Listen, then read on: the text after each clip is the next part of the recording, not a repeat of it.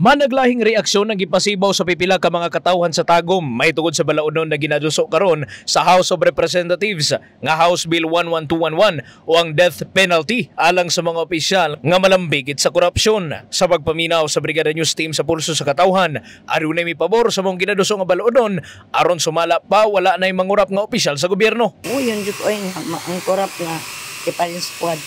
Aron dagam sila ba. Ang katong nabili no gusto pa nga dili sila to makuha nila mga korap. Mahadlok sila. Di na nila usbon. Pabor kayo Pabor kayo sir.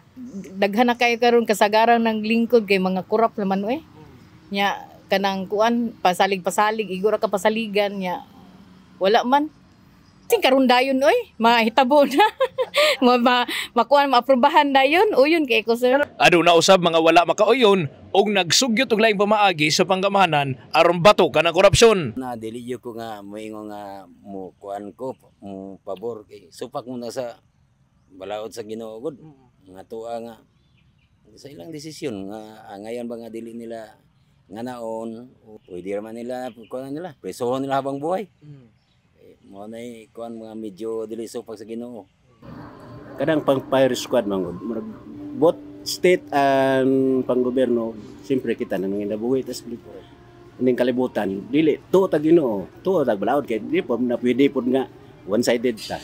Ang mas gwapo na siguro kung either heinous crime na siya nga kanang murag bugat na kay sa komunidad pwede na kuan mga lifetime imprisonment wa na gyud mo kumitan. Samtang ang uban way pakialam sa mong ginadusong balaunon tungod sa kabisi sa pagpanginabuhi. Ang House Bill number 11211 gifile ni Zamboanga City 1st District Representative Kaimer Adan Olaso sa tumo nga ipa-firing squad ang bisan kinsang public official nga malambigit sa graft, malversation og plunder nga nagkantidad og 50 million pesos pataas. Iguusab sa mong balaunon ang mga government-owned corporations ug law enforcement. Kahibaluan nga sa isgutan ng korupsyon sa nasod, ang Pilipinas nakascore og 34/100 sa kasamtang datos sa Corruption Perception Index nga gihimo sa Global Watchdog nga Transparency International. Kun asa ang 0 mo'y pinakagrabe nga korupsyon, ang 100 ang pinakahinlo nga panggobyerno ug adunay average score nga 43. Din wala kini makab-ot sa nasod.